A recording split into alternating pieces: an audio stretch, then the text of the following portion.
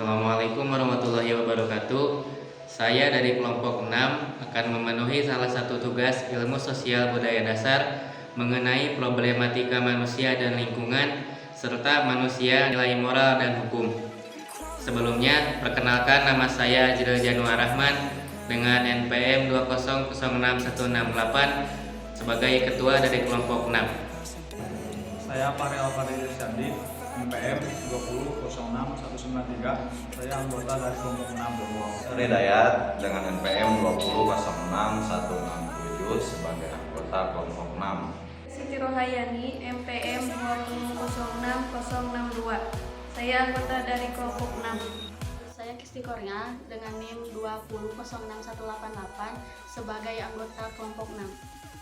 Saya Bulan Tentri Julita Tia dengan NPM 2006067 sebagai anggota dari kelompok 6.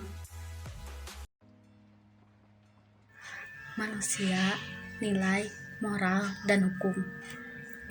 Kerusuhan dalam kegiatan 17 Agustusan tahun 2018-2019. Tepat kejadian, Kampung Babakan Sari, Desa Leles, Kecamatan Leles, Kabupaten Garut. Kronologis kejadian, sebuah kejadian yang menyebabkan keresahan terhadap warga Kampung Babakan Sari adalah adanya beberapa oknum yang meminum minuman keras secara berlebihan yang membuat kerusuhan ketika ada kegiatan hiburan dangdutan di Kampung Babakan Sari. Identifikasi masalahnya adalah kurangnya nilai moral di setiap karakter manusia. Penyebab masalah tersebut adalah satu, faktor keluarga, di mana kenakalan remaja banyak dilatar belakangi oleh keluarga yang broken home atau keluarga yang tidak harmonis. Yang kedua, pelampiasan rasa kekecewaan. Seseorang yang mengalami kekecewaan apabila tidak dapat mengalihkannya ke hal yang positif, maka ia akan berusaha mencari pelarian untuk memuaskan rasa kecewanya. Yang ketiga, pengaruh lingkungan. Seseorang yang melakukan tindakan menyimpang dapat disebabkan karena terpengaruhnya oleh lingkungan kerjanya atau teman sepermainannya. Begitu juga peran media massa yang berpengaruh terhadap penyimpangan perilaku. Solusinya: 1. Menanamkan pendidikan karakter sejak dini. 2. Pemilihan teman bergaul dan lingkungan yang tepat. 3. Mampu memanfaatkan perkembangan ilmu pengetahuan dan teknologi dengan baik. 4. Memperluas wawasan dan pengetahuan dalam ranah ilmu pengetahuan dan kehidupan sosial. Tanah longsor. Bencana tanah longsor terjadi karena adanya gangguan kestabilan pada tanah atau batuan penyusun suatu lereng.